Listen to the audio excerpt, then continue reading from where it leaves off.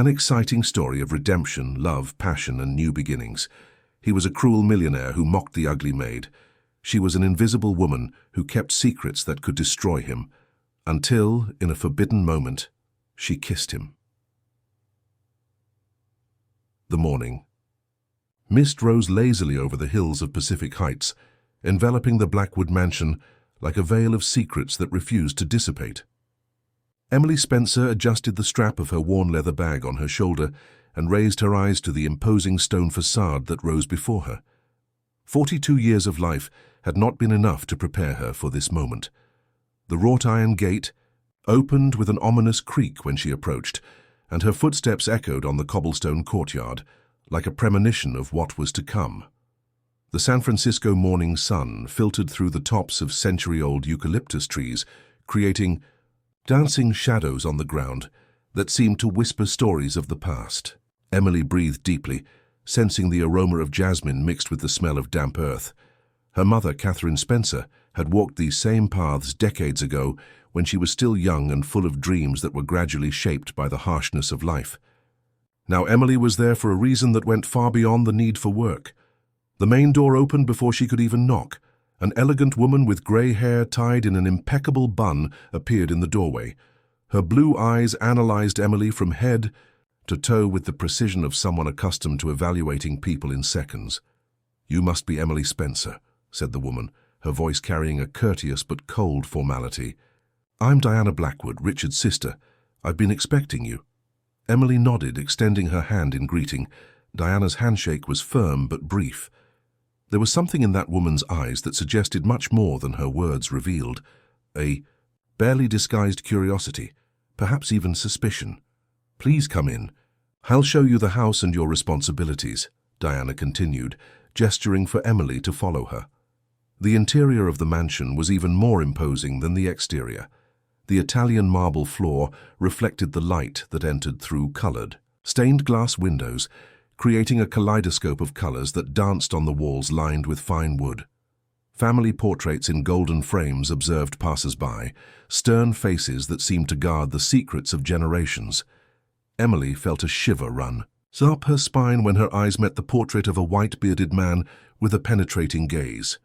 Something in that face seemed familiar to her, but she couldn't identify what. "That's Edward Blackwood, the family patriarch," explained Diana, noticing Emily's fixed gaze. "He founded the Blackwood Empire in the last century, a determined man." The hesitation in Diana's voice didn't go unnoticed by Emily. There were layers of meaning in that simple description, layers she intended to explore when she had the opportunity. They climbed a marble staircase with an intricately carved mahogany railing, the steps covered by a vibrant Persian carpet. On the upper floor, Diana showed Emily the guest rooms, the library, and finally Richard Blackwood's private office. "Mr. Blackwood is very reserved about his documents and personal belongings," Diana warned, standing in front of the dark wooden door. "He values his privacy above all else." Emily nodded, but her mind was already working. Excessive privacy often meant secrets, and secrets were exactly what she had come looking for. They were interrupted by the sound of firm footsteps approaching down the hallway. Emily felt an immediate change in the atmosphere, as if the air had become denser. Diana straightened her shoulders and assumed an even more formal posture. "Richard," she said, when a male figure appeared around the corner of the hallway. "This is Emily Spencer, the new housekeeper." Emily raised her eyes and felt as if the world had stopped for a moment. Richard Blackwood was exactly as she had imagined, and at the same time, completely different from her expectations.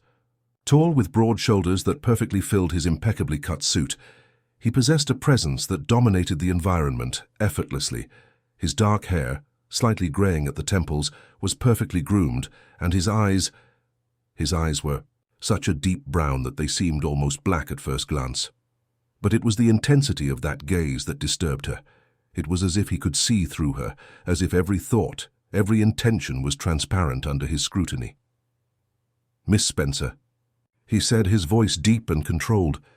He didn't extend his hand in greeting, keeping his hands behind his back in a posture that demonstrated both power and distance.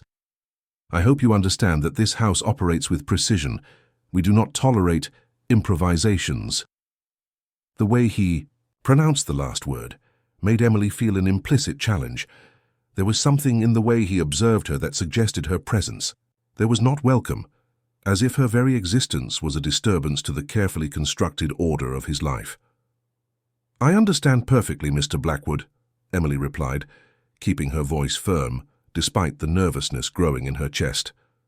"My mother taught me the value of discipline and dedication to work." For a moment, something passed through Richard's eyes, a shadow, perhaps recognition, or simply irritation. Emily couldn't decipher it. "Your mother," he repeated slowly. "Diana informed me that she worked here before." "Yes, sir, Catherine Spencer. She served your family for many years before returning to the countryside." Richard nodded briefly, but Emily noticed that his jaw clenched slightly. There was something there, a reaction he was trying to hide, but couldn't completely control. "Diana, we'll show you your responsibilities," he said, taking a step back. "Remember that this house has its own order. I suggest you adapt quickly." With that, he turned and walked down the hallway, leaving a trail of tension in the air. Emily watched him walk away, noticing the rigidity in his shoulders and the way his footsteps echoed with authority down the marble corridor. "Don't take it personally," Diana murmured when Richard disappeared from view. "My brother is cautious with new people, especially after—" She abruptly interrupted the sentence as if she had said more than she intended. "After what?" Emily asked, but Diana just shook her head. "Let's continue the tour. You have a lot to learn." The rest of the morning passed in a succession of detailed instructions. Diana showed Emily how Richard liked his books organized in the library, how his correspondence should be handled, what the meal schedules were, and how the house should be maintained.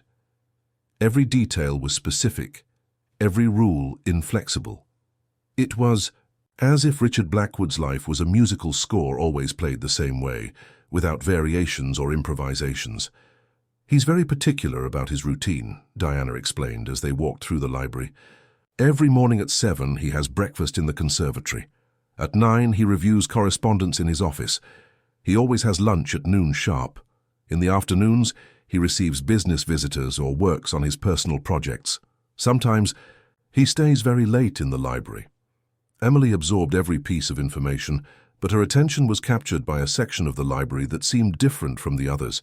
While the other shelves were impeccably organized, this specific section had an air of abandonment, as if it hadn't been visited for a long time. Dusty books, some with loose pages, others with covers worn by time. "Is this section not used?" Emily asked, pointing to the neglected shelves. Diana followed her gaze and frowned. They're old books, family documents. Richard was never very interested in family history. He said he prefers to look to the future, not the past." "But—" Emily noticed something in Diana's voice that suggested there was more to this story.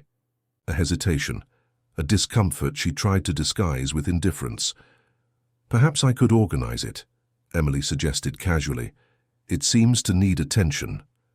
"I don't know if Richard would approve," Diana replied quickly. "As I said, he doesn't. Like people meddling with things he considers irrelevant." Irrelevant. The word echoed in Emily's mind. For someone who had built an empire, it was strange to consider family history irrelevant. In fact, it suggested exactly the opposite, that there was something in that history that he preferred to keep buried.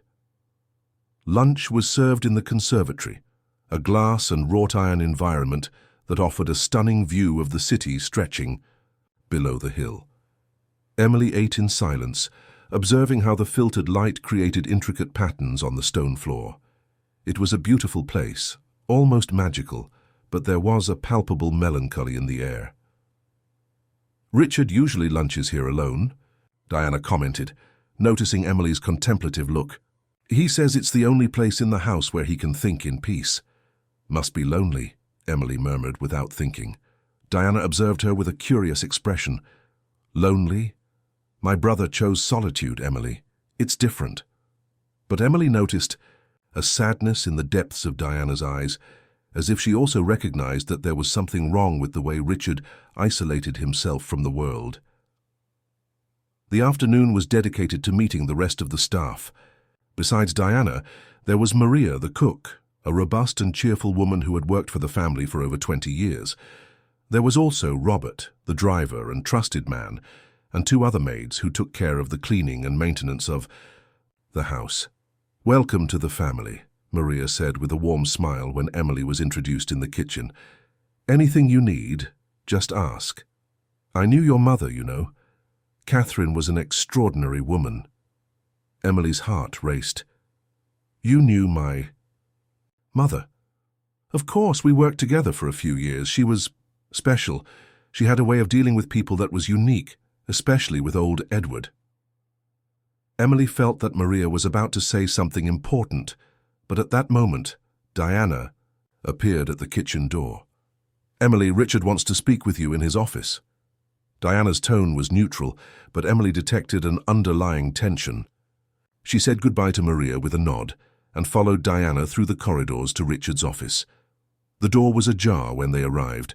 Diana knocked lightly, and Richard's voice invited them in. The office was impressive, walls lined with dark wood, an imposing mahogany desk, shelves filled with law and economics books, and windows that offered a panoramic view of the city. Richard was sitting behind the desk, reviewing some documents. When he raised his eyes, Emily again felt that disturbing sensation of being thoroughly analyzed. "Sit down," he said, gesturing to a leather chair in front of the desk. Emily obeyed, keeping her back straight and her hands crossed in her lap. Diana murmured an excuse and left, closing the door behind her.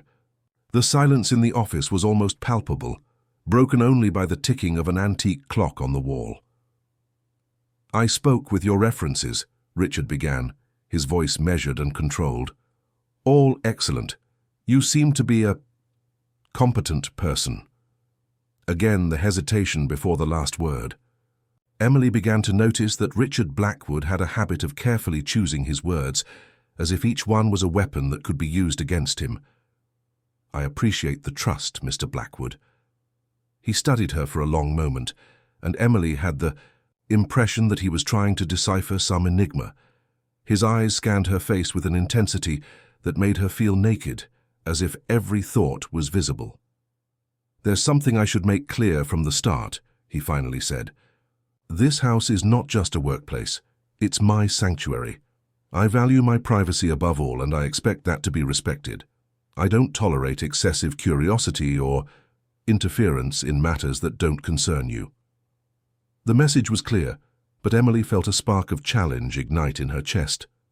There was something in the arrogant way he spoke that irritated her deeply. "I understand perfectly, Mr. Blackwood. My intention is only to perform my job in the best way possible." "Excellent." He turned his attention back to the documents on the desk, a clear gesture of dismissal. "Diana will show you your quarters. You'll officially begin tomorrow." Emily stood up to leave, but when she reached the door, his voice stopped her. "Miss Spencer." She turned. "Your mother," he said, his eyes fixed on hers. "How did she die?" The question caught her off guard. Emily felt a knot form in her throat, but kept her voice steady. "Pneumonia, sir. It was very quick." Richard nodded slowly, but Emily noticed that his eyes remained fixed on her for longer than would be natural. There was something there, an emotion that he tried to hide but couldn't completely. "I'm sorry for your loss," he finally said. "Thank you." Emily left the office with the feeling that she had just survived an interrogation disguised as a casual conversation. More than that, she had the absolute certainty that Richard Blackwood knew much more about her mother than he was admitting. Diana was waiting for her in the hallway, and together they went up to the 3rd floor, where the staff quarters were located. Emily's room was simple but comfortable. A single bed, a small table, an old dresser, and a window that offered a view of the gardens at the back of the property. "I hope it's adequate," Diana said, watching Emily examine the environment. "It's perfect, thank you." Diana hesitated at the door, as if she wanted to say something more. Finally, she sighed softly. "Emily, may I give you some advice?" "Of course." "My brother is a complicated man. He's built walls around himself, and he doesn't like when people try to tear them down.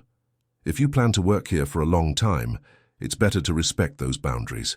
Emily nodded, but internally wondered if Diana was trying to protect her or protect Richard. After Diana left, Emily sat on the bed and looked out the window. The gardens extended as far as the eye could see, impeccably maintained and organized. Just like everything in Richard Blackwood's life, she thought. Controlled, perfect, with no room for the unexpected. But Emily had learned throughout her life that the most controlled people were often those who had the most to hide, and she had come there to discover exactly what Richard Blackwood was, hiding. As night fell over the mansion, Emily unpacked her few belongings and prepared for bed, but sleep didn't come easily. Her mind was full of questions and impressions from the day, Richard's reaction to mentioning her mother, the abandoned section of the library, Diana's cautious comments. Everything seemed to connect in some way that she still couldn't understand. From her room, she could see a light on in the library on the lower floor. It was almost midnight, but someone was still awake. Emily approached the window and saw a silhouette moving between the shelves. Even from a distance, she recognized the tall, elegant figure of Richard Blackwood. He was in the old section of the library, the same one that Diana had said was irrelevant. In the darkness of the room, Emily observed as he removed books from the shelves, examined papers, and seemed to be looking for something specific. His body language was tense, urgent, as if he were running against time. After almost an hour, he finally turned off the lights and left the library. Emily remained at the window for a few more minutes, processing what she had seen. If that section of the library was as irrelevant as Richard claimed, why was he there in the middle of the night, obviously looking for something? When she finally lay down, Emily knew she had chosen the right path by coming to the Blackwood mansion. There were secrets there, secrets that were intimately connected with her own history. And she was determined to discover each one of them, no matter how dangerous the game she was about to begin. The last thing that went through her mind before falling asleep was the intensity of Richard Blackwood's eyes when he asked about her mother's death. There was something there beyond casual curiosity. There was guilt, fear, and perhaps recognition. The Blackwood mansion had kept secrets for decades, but Emily Spencer had arrived to disturb the carefully constructed peace of that world of appearances. And although she didn't know it yet, her presence there would change not only her own life, but also that of the arrogant and controlling man who was trying to keep her at a distance. The morning mist would be just the beginning of a storm that was about to hit them all. Dawn arrived with a sky heavy with dark clouds that threatened a storm. Emily woke up before the sun rose, a habit she carried from childhood in the countryside, when she helped her mother with household chores even before the roosters crowed. The mansion was still sleeping in silence when she went down to the kitchen, finding only Maria preparing breakfast. "You're an early riser like your mother," Maria commented with a warm smile as she stirred a pot of porridge on the stove. Catherine used to wake up early too. She said the first hours of the day were the most honest, when people hadn't yet had time to put on their masks. Emily felt a pang of longing in her chest. Her mother always had that simple wisdom that cut through the complexities of life like a sharp blade. "Maria, can I ask something about my mother, about the time she spent here?" Maria's expression became cautious, as if she were carefully weighing her words. "What do you want to know, child? Did she talk about this house? About the Blackwood family?" Maria stopped stirring the porridge and turned to face Emily directly. Her eyes, normally cheerful, now carried a deep seriousness. "Your mother was a discreet woman, Emily, very discreet. But sometimes when we were alone in the kitchen, she would become thoughtful, as if she carried a weight that she couldn't share with anyone." "What kind of weight?" Before Maria could answer, the sound of footsteps echoed down the hallway. Both turned to see Richard Blackwood entering the kitchen, already impeccably dressed in a dark grey suit, his hair perfectly groomed despite the early hour. "Good morning, Maria," he said, his voice formal and controlled. His eyes fixed on Emily for a moment longer than necessary. "Miss Spencer, I see you're an early riser." "Good morning, Mr. Blackwood," Emily responded, keeping her voice neutral despite the tension she felt growing in the environment. Richard served himself a cup of coffee, his movements precise and measured. Emily noticed that his hands were elegant, with long fingers that held the porcelain cup as if it were a precious object. There was something almost artistic in the way he moved, a masculine grace that contrasted with the coldness of his personality. "I hope you slept well on your first day," he continued, but Emily noticed that there was a barely disguised curiosity in his voice, as if he were trying to discover if she had noticed anything unusual during the night. "Very well, thank you," she lied, remembering the light she had seen in the library and the figure of Richard searching for something among the old books. Richard nodded and headed for the door, but stopped at the threshold, turning slightly to look at Emily. "Today you'll begin organizing my correspondence. Diana will show you the system I use. It's important that it's done with absolute precision." The emphasis on the word precision sounded more like a warning than an instruction. Emily nodded and Richard left the kitchen, leaving a trail of tension in the air. Maria waited until Richard's footsteps had completely faded before approaching Emily. "Be careful, child," she whispered, her voice laden with concern. "This house has ears, and not all the secrets. It keeps us safe to discover." Before Emily could ask what she meant, Diana appeared at the kitchen door, interrupting the conversation. "Emily, are you ready to start? Richard doesn't like to wait." The rest of the morning was dedicated to learning the complex organizational system that Richard used for his correspondence. Each letter was catalogued by date, sender, and subject, filed in specific folders that followed a logic that seemed almost obsessive in its precision.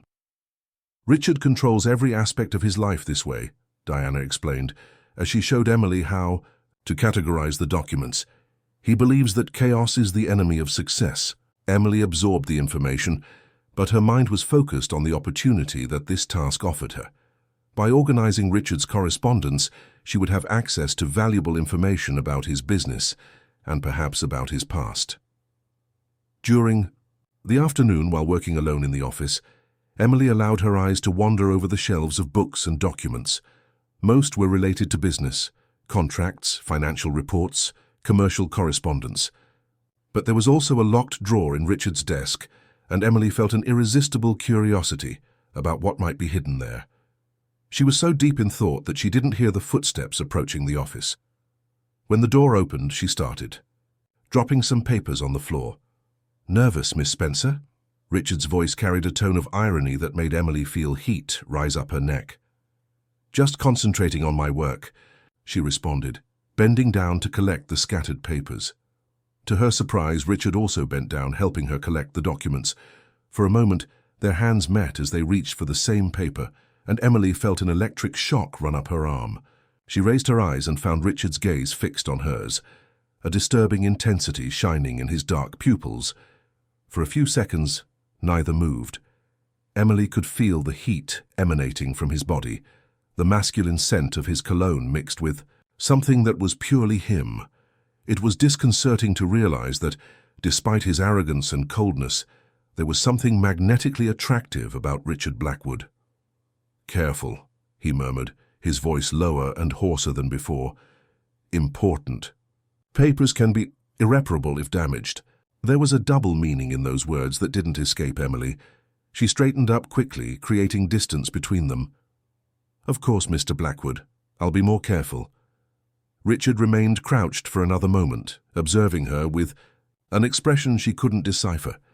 When he finally stood up, there was something different in his posture, a tension that wasn't there before. "How are you adapting to your responsibilities?" he asked, walking to the window and looking out at the gardens. "Very well, thank you. Your organization is impressive." He turned to face her, and Emily noticed a sardonic smile playing at the corners of his mouth. Impressive. An interesting word. Most people would say obsessive. I would say efficient. "Efficient," he repeated as if savoring the word. "You're diplomatic, Miss Spencer. Your mother was too." Emily's heart raced. "Did you know my mother well?" Richard hesitated, for a fraction of a second, a hesitation so brief that Emily almost missed it. But she was watching him carefully, and noticed the way his jaw clenched slightly. "I knew her as well as any employer knows a competent employee," he answered, but there was something in his voice that suggested this wasn't the whole truth. She never mentioned much about her time here, Emily said, trying to probe deeper. She was always very reserved about the past. Reserved, Richard murmured. Yes, she was that too. There was a melancholy in his voice that Emily hadn't expected, as if he were remembering something that caused pain. But before she could explore this reaction further, Richard headed for the door. Continue with your work. We'll dine at 8. As always. When he left, Emily remained motionless for a few minutes, processing the conversation. There were layers of meaning in Richard's words that she was beginning to decipher. He definitely knew more about her mother than he was admitting, and the way he spoke about Catherine suggested a familiarity that went beyond the professional relationship. The rest of the afternoon passed slowly. Emily finished organizing the correspondence and was then assigned to help with dinner preparation. Maria welcomed her to the kitchen with a warm smile, but Emily noticed that the cook seemed more cautious than in the morning. "Maria, can I ask something?" Emily said as she helped peel potatoes. "Depends on the question, child." "My mother. Did she and Mr. Richard have any kind of special relationship? I mean, beyond the professional one?" Maria stopped stirring the pot and looked directly at Emily. Her eyes were full of a deep sadness. "Your mother was a beautiful woman, Emily. Very beautiful and intelligent. She had a way of seeing people that few have. She could see beyond the masks we wear." "And Mr. Richard?" "Richard was very young when your mother worked here. He was only 18, impetuous, full of dreams and passions, very different from the man he became." Emily felt that Maria was about to reveal something important, but at that moment Robert, the driver, entered the kitchen. "Maria, Mr. Richard wants you to prepare that special dessert for tonight. He's receiving an important guest." Maria's expression immediately changed, becoming more formal and reserved. "Of course, Robert, I'll prepare it right away." Emily realized the conversation had effectively ended, but Maria's words echoed in her mind. Richard was young when her mother worked there, and he was very different from the man he became. What had happened to transform a young man, impetuous and full of passions, into the cold and controlling man she had met? Dinner was a tense experience. Richard introduced Emily to the guest, a middle-aged man named Dr. Wells, who seemed to be an important lawyer. Throughout the meal, Emily felt Richard's eyes on her, a constant observation that made her nervous, and at the same time, strangely excited. "Emily is adapting very well to her responsibilities," Diana commented during dessert. "She has a natural efficiency that reminds me of—" "Diana," Richard interrupted abruptly, his voice laden with warning. "Sorry," Diana murmured, but Emily noticed that she had been about to make a comparison that Richard didn't want to hear. After dinner, while helping clear the table, Emily heard fragments of the conversation between Richard and Dr. Wells in the office. They were talking about documents, about ensuring that certain information remained confidential, and about protecting the family's interests. There was an urgency in their voices that suggested some important situation was being handled. When Dr. Wells finally departed, Emily was finishing organizing the dining room. Richard appeared at the door, watching her work.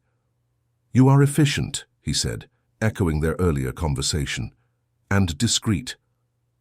"I do my job as best I can, Mr. Blackwood." "Richard," he said suddenly, "when we're alone, you can call me Richard." The sudden informality caught her off guard. Emily raised her eyes to meet his, and for a moment saw a vulnerability there that he normally kept hidden. "Richard," she repeated, and noticed how the name sounded different in her voice, more intimate, more personal. He approached her slowly, and Emily felt her heart race. There was something dangerous in the way he watched her, as if he were fighting against some internal impulse. "You have her eyes," he said suddenly, his voice almost a whisper. "Your mother's eyes, the same intensity, the same honesty." Richard, you really knew my mother well, didn't you?" For a moment, Richard's mask of control slipped completely. Emily saw pain in his eyes, a deep suffering that he had carried for years. "I did," he admitted, "more than I should have." Before Emily could ask what he meant, Richard abruptly moved away, as if he had realized he had revealed too much. "It's late," he said, his voice returning to its formal tone. "You should rest." Emily nodded, but when she passed him on her way to the door, she felt that he was watching her intensely. There was a tension in the air that was almost palpable, an electric current that seemed to connect them in a way that neither fully understood. That night, Emily couldn't sleep. Her mind was full of the day's revelations, Maria's careful words, Richard's reaction when speaking about her mother, the way he had looked at her with an intensity that left her disturbed and excited at the same time. Around midnight, she heard footsteps in the corridor below. Moving silently to the window, Emily again saw the light on in the library, and, just like the night before, she could make out Richard's silhouette moving between the shelves of the old section. This time, Emily made a decision. Putting on a robe over her nightgown, she silently left her room and went down the stairs, her bare feet making no sound on the cold marble. The house was plunged into silence, only the night sounds of the distant city penetrating through the closed windows. The library door was ajar, and Emily could see the golden light of a lamp illuminating part of the room. She approached carefully, peering through the crack. Richard was kneeling in front of a low shelf, surrounded by piles of old books and documents. Even from a distance, Emily could see the tension in his shoulders, the way his hands trembled slightly as he leafed through pages yellowed by time. He was looking for something specific, that was obvious. But what? And why in the middle of the night, when he was sure no one would be watching him? Emily was so concentrated on observing him that she didn't realize she had leaned too much against the door. The slight creaking of the wood echoed through the silence of the library, making Richard turn instantly. Their eyes met through the crack in the door, and for a moment neither moved. Emily felt her heart stop beating, then violently accelerate. There was something almost wild in Richard's eyes, an intensity that was both dangerous and magnetic. Slowly he stood up without taking his eyes off her. Emily knew she had been caught, that there was no way to pretend she wasn't there. With her heart hammering in her chest, she pushed the door and entered the library. "Can't sleep either?" she asked, her voice sounding firmer than she felt. Richard observed her for a long moment, and Emily could see the internal battle raging in his eyes. Part of him was furious at having been discovered, but there was something else there, something that resembled relief. "Insomnia is an old companion," he finally responded. "And you? What brings you to the library in the middle of the night?" Emily looked around, noting the scattered books, the old documents, the open drawers of a file cabinet she hadn't seen before. "Curiosity," she admitted. "I've always had difficulty resisting a mystery." Richard laughed, but there was no humor in the sound. "Curiosity can be dangerous, Emily, especially in this house." He had used her first name, she noticed. Not Miss Spencer, but Emily. There was an intimacy in this choice that made something stir in her chest. "What are you afraid I'll discover?" she asked, taking a step toward him. "Afraid?" Richard repeated the word as if it were foreign. "I'm not afraid of anything." But Emily could see that this wasn't true. There was fear in his eyes and something else, a vulnerability that he desperately fought to hide. "Then why are you looking for something here in the middle of the night? Why does this section of the library, which your sister said was irrelevant, seem to be so important?" Richard approached her slowly, and Emily felt the temperature of the room rise. There was something predatory in the way he moved, like a feline, circling its prey. "You're very observant," he murmured, stopping just a few steps from her, "and very brave, or very reckless." Perhaps a bit of both. They observed each other in silence for a moment, and Emily could feel the tension growing between them like a storm forming. There was something inevitable about that moment, as if all the forces of the universe had led them there. "Your mother was brave too," Richard said suddenly, "too brave for her own good." "What happened to her here, Richard? What really happened?" The question hung in the air between them, laden with years of secrets and unspoken pain. Emily saw something break in Richard's eyes, as if a dam had finally given way. "She loved me," he whispered, his voice laden with such deep pain that Emily felt tears burn her eyes. "And I destroyed her." Before Emily could respond, before she could fully process what he had just confessed, Richard turned and left the library, leaving her alone among the scattered books and unrevealed secrets. Emily remained motionless for a long time, her heart beating hard in her chest. Richard's words echoed in her mind. "She loved me and I destroyed her." What did that mean? What kind of relationship had her mother had with the young Richard Blackwood?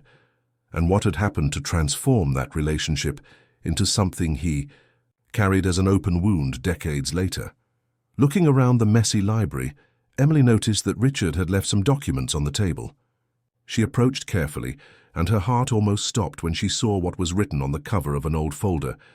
Catherine Spencer, Personal Documents, 1982 to 1985.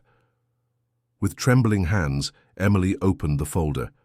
Inside, she found photographs of her mother when young, letters written in an elegant handwriting that she recognized as Richard's, and documents that suggested a much more complex relationship than she had ever imagined.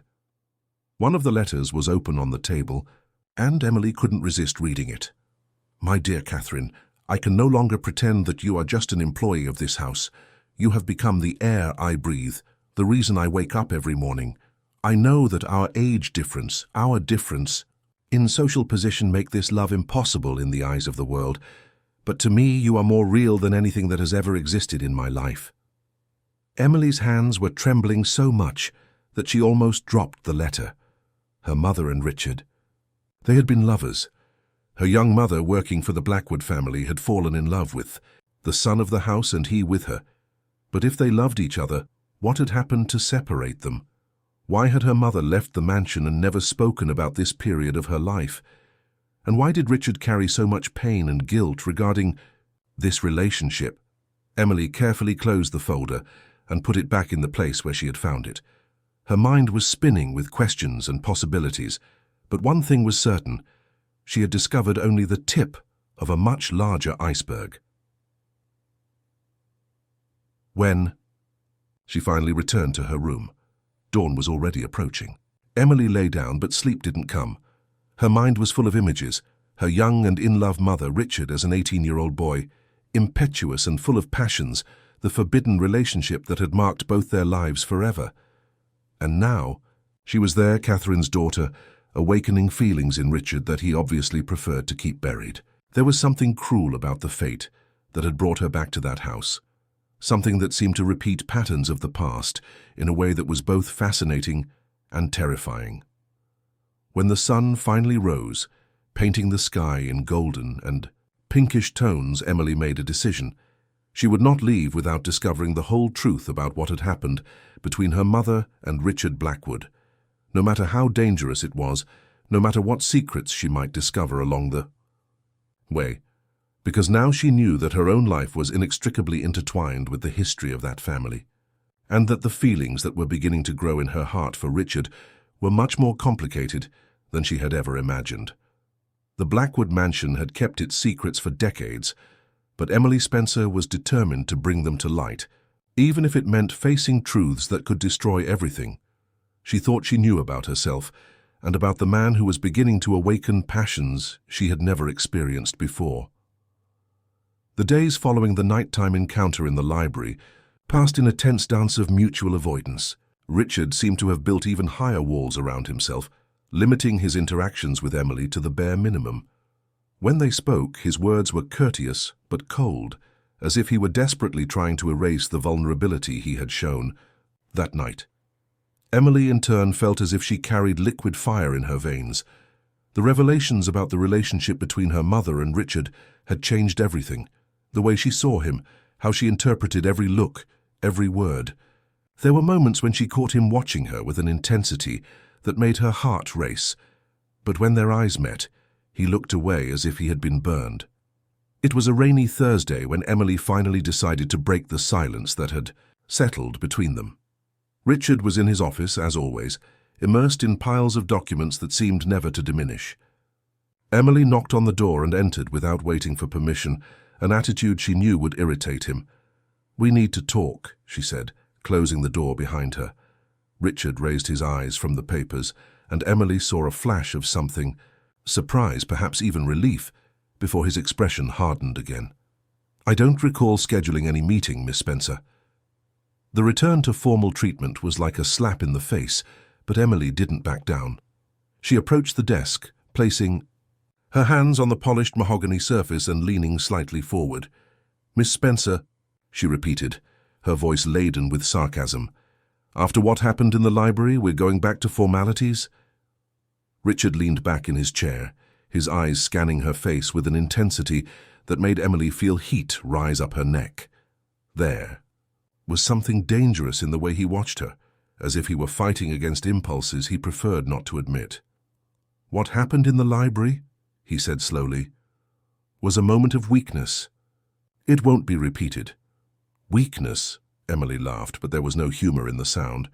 "You call it weakness to finally be honest about what happened between you and my mother?" The change in Richard's expression was instantaneous. His eyes narrowed, and Emily could see the muscles of his jaw contracting. "You know nothing about what happened between me and your mother." "I know more than you imagine," Emily retorted, feeling a dangerous courage grow in her chest. "I know you loved each other. I know it wasn't just a relationship between employer and employee. I know you carry it like an open wound for more than 20 years. Richard stood up abruptly, circling the desk with feline movements. Emily didn't back away when he approached, even knowing she should. There was something electrifying in the fray. Hair between them, a tension that seemed about to explode. "You have no idea what you're talking about," he said, his voice low and dangerous. "No idea what your presence here is causing." "Then explain it to me," Emily challenged, raising her chin. "Tell me what really happened. Why did my mother leave here? Why did she never talk about this period of her life?" For a moment, Richard seemed about to give in, to break the silence he had maintained for so many years. Emily could see the battle being waged in his eyes, the struggle between the desire to finally share the burden he carried and the need to protect secrets that could destroy everything. "Because I pushed her away," he finally whispered, his voice laden with such deep pain that Emily felt tears burn her eyes. "Because I was young, selfish, and cowardly. Because I allowed others to decide what was best for me, for her, for all of us." Emily felt her heart contract. Others? Who? Richard moved away, walking to the window and looking out at the gardens. The rain beat against the glass, creating patterns that dissolved as quickly as they formed. "My father," he said simply. Edward Blackwood was not a man who easily accepted his decisions being questioned, especially when it came to the family's reputation. "What did he do?" Richard was silent for so long that Emily thought he wouldn't answer. When he finally spoke, his voice was a whisper laden with regret. "He found out about us, about the baby." The world stopped. Emily felt as if the floor had disappeared beneath her feet. "What baby?" Richard turned slowly to face her, and Emily saw such deep pain in his eyes that she could barely breathe. "Your mother was pregnant when she left this house, Emily. Pregnant with my child." The words echoed in the office like gunshots, and Emily had to hold onto the desk to keep from falling. Her mind was spinning, trying to process the enormity of what Richard had just revealed. "You're saying that—" she began, but the words died in her throat. "I'm saying that you are my daughter," Richard said, his voice breaking on the last word. The silence that followed was deafening. Emily could hear only the beating of her own heart and the sound of rain against the window. Everything made sense now. Richard's reaction when she arrived, the way he watched her, the intensity of his gazes. It wasn't attraction that she had seen in his eyes. It was recognition.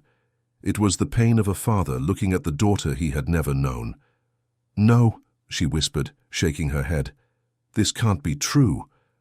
"Emily, no!" she shouted, moving, away from him as if his proximity was toxic. "You're lying.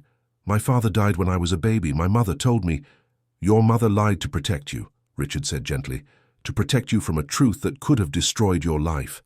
Emily, felt dizzy, as if the world was spinning too fast.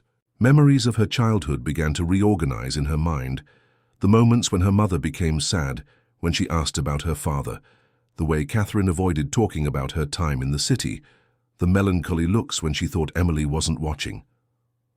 "Why?" she asked, her voice breaking. "Why did she leave? Why didn't you—" "Because my father said that if she didn't disappear, he would make sure she never worked anywhere in San Francisco again. Because he threatened to ruin her life if she ever revealed the truth about the paternity of the child she was expecting. Because I was too young and too cowardly to face him." Richard approached her carefully, as if she were a wounded animal that might run away at any moment. "And because," he continued, his voice barely more than a whisper, "he said that if I tried to follow your mother or have any contact with you, too, he would make sure you both paid the price." Emily felt tears rolling down her face.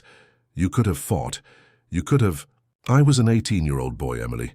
I was completely dependent on my father for everything, and Edward Blackwood didn't make empty threats. I knew he would keep every word he said." The anger Emily felt was so intense that she could barely breathe.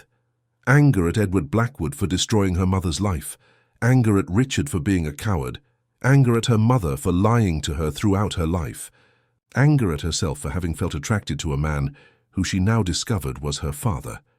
"I need to get out of here," she said, heading for the door. "Emily, wait." She turned to face him, her eyes shining with tears and fury. "Wait, wait. For what? You had 24 years to come looking for me, to find out if I was okay, if my mother was okay. 24 years to be a father, and you chose not to be. You don't understand, Anki." "I understand perfectly," she interrupted. "I understand that you chose your comfortable life, your reputation, your money, instead of your daughter. I understand that when my mother died alone in that hospital in the countryside, you were here in your palace not knowing or caring what was happening to us." Each word was like a blade, and Emily could see that they were cutting Richard deeply. But the pain she felt was too great to stop. "Emily, please." But she had already left, slamming the door so hard that the pictures on the walls shook. Emily ran to her room, ignoring the concerned looks from Maria and Diana in the hallway. She locked herself in her room and threw herself on the bed, sobbing as she hadn't done since her mother's death. Everything in her life had been a lie. Her identity, her history, her feelings. God, her feelings. The attraction she had felt for Richard, the electric tension between them, the moments when she had allowed herself to imagine. Nausea rose in her throat when she thought of how close she had come to crossing a line that she should never have. Avon approached. Hours passed. The sun had set and the rain had stopped when Emily finally stopped crying. She sat on the bed, looking out the window at the gardens bathed in moonlight, trying to decide what to do next. A soft knock on the door pulled her from her thoughts. "Emily?" It was Maria's voice. "May I come in?" Emily got up and opened the door. Maria entered carrying a tray with tea and cookies, her eyes full of maternal concern. "I heard the argument," Maria said gently, placing the tray on the small table. "I thought you might need company." "You knew?" Emily asked, her voice hoarse from crying so much.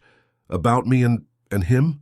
Maria sighed deeply, sitting in the only chair in the room. "I suspected. You have his eyes, you know, and the stubbornness. When you arrived here, it was like seeing ghosts from the past coming to life. Why didn't anyone tell me? Why did my mother never—" "Your mother was protecting you, child. Edward Blackwood was a cruel man. He would have destroyed the lives of you both if he had the chance. Catherine did what she thought was best for you." "But I had the right to know," Emily protested. "I had the right to know my father." "You did," Maria agreed. "But sometimes parents make impossible choices to protect their children. Your mother carried this secret like a cross, Emily. She never stopped loving Richard, but she also never regretted having protected you." Emily poured a cup of tea, her hands trembling slightly. "What do I do now, Maria? How can I look at him? Knowing that he's your father," Maria finished gently.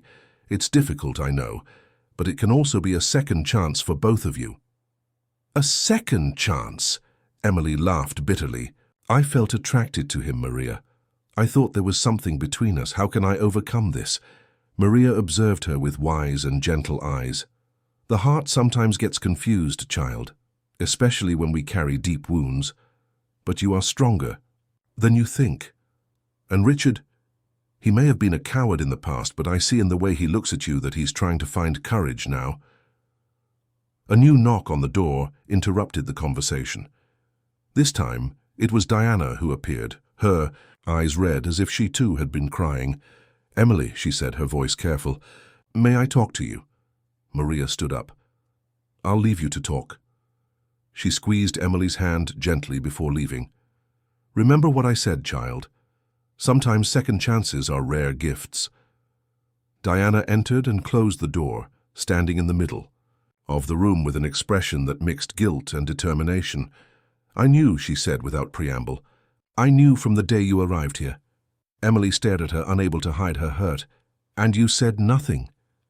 "It wasn't my secret to tell," Diana responded. "But maybe I should have." "Richard is devastated, Emily. I haven't seen him like this. Since when my mother left." Diana nodded.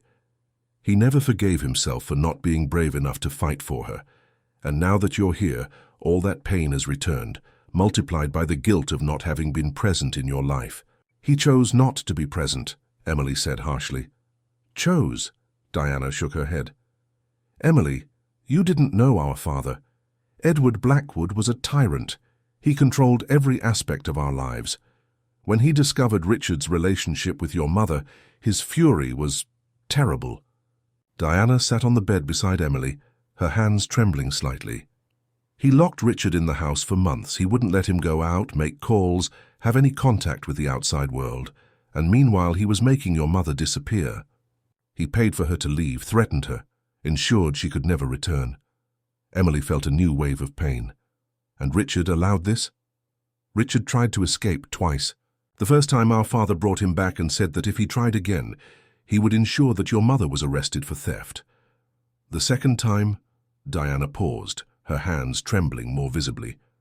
"The second time our father said he had hired people to find Catherine and ensure she could never work or live in peace again." The horror of what Diana was revealing slowly settled in Emily's mind. Was he bluffing? Edward Blackwood never bluffed, Emily. He had power, connections, enough money to fulfill any threat, and Richard knew this, so he stopped fighting. He stopped trying to find your mother, because he believed that by giving up, he was protecting you both. Emily closed her eyes, feeling her whole world reorganizing once again. The anger she had felt toward Richard began to mix with something more complex, compassion, perhaps even understanding. "Why are you telling me this now?" she asked. "Because you both deserve the truth, all of it, and because Richard will never forgive himself if you leave hating him." "I don't hate him," Emily admitted in a low voice. "I'm hurt, confused. I don't know how to process all of this." "No one would expect you to know," Diana said gently. "But Emily, may I ask you one thing? Before making any decision about leaving, talk to him again. Let him tell you the whole story. Let him try to explain not just what happened, but how he felt all these years."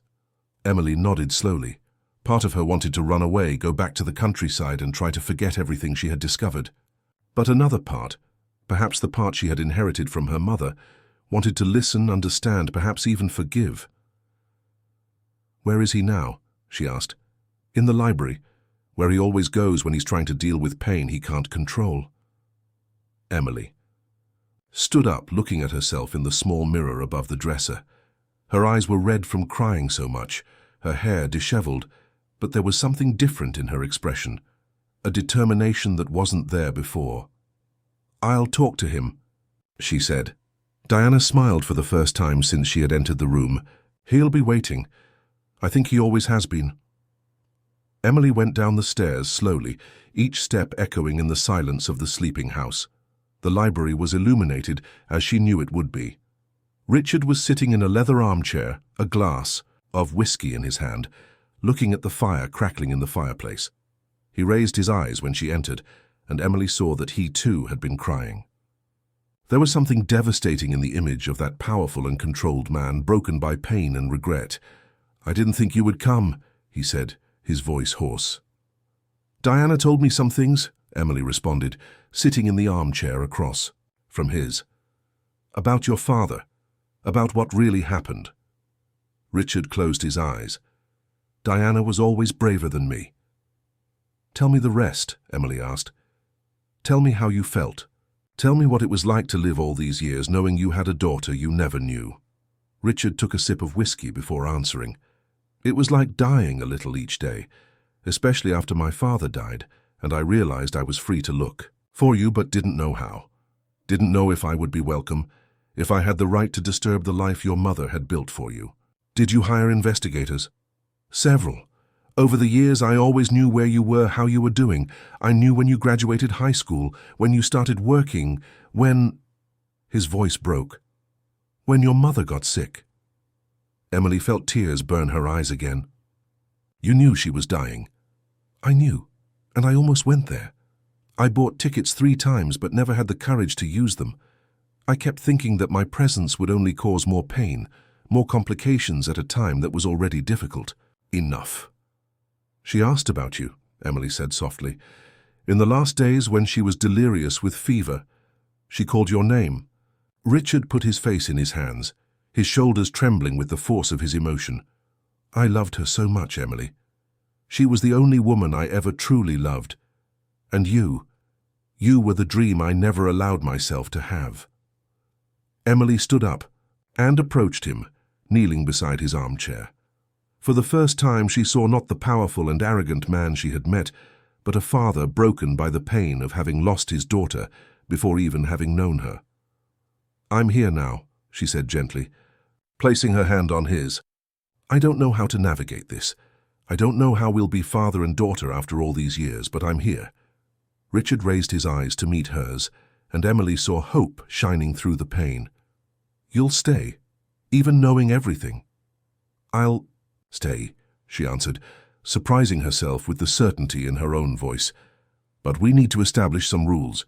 We need to figure out how to build a relationship that we never had the chance to have." Richard nodded, gently squeezing her hand. "Anything, we'll do it your way."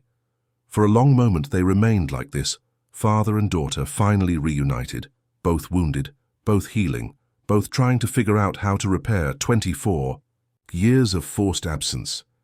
Outside, the night was clear, and the stars shone over the Blackwood mansion like silent witnesses to a new beginning that neither had dared to hope for. But as Emily looked at the man she had just discovered was her father, a small and disturbed part of her mind whispered questions that she wasn't ready to face. How would she deal with the confused feelings she had developed for him? How would they build a paternal relationship when there was so much lost time, so much pain, so many misunderstandings?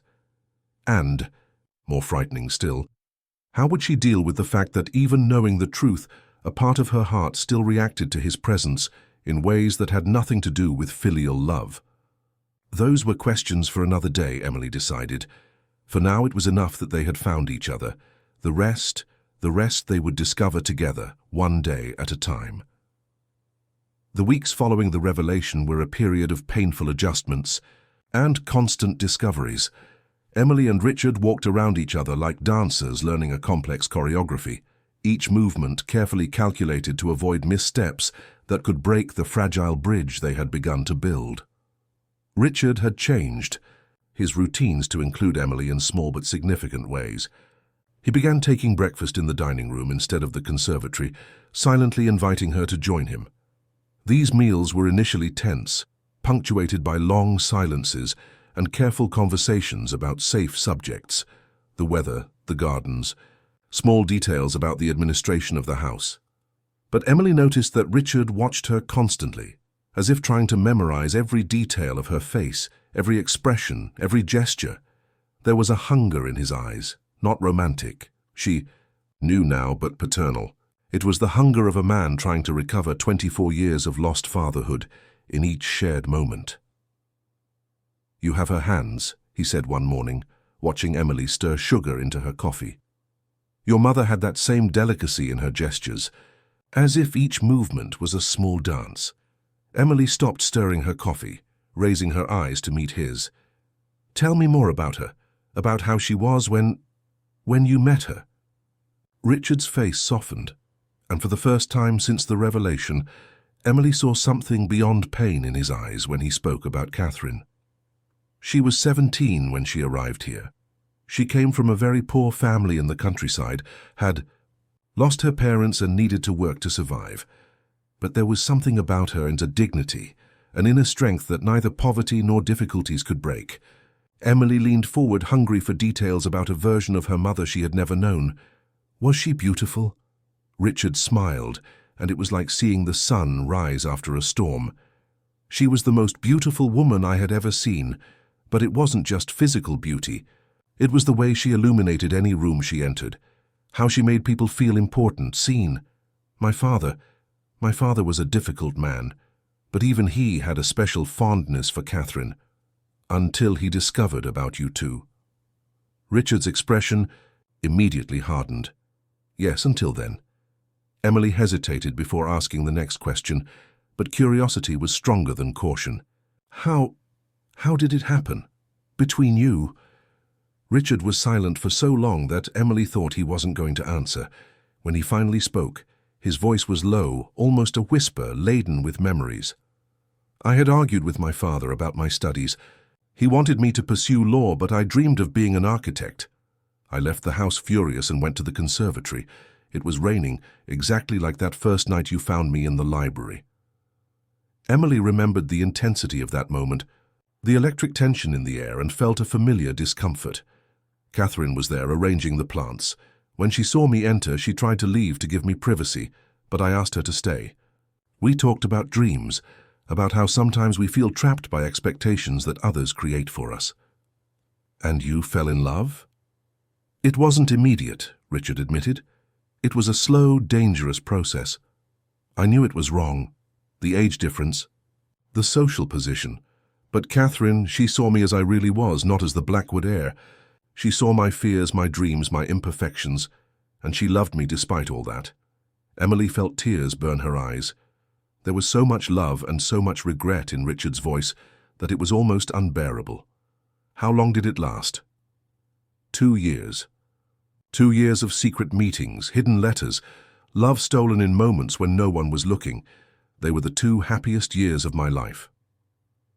And when she got pregnant?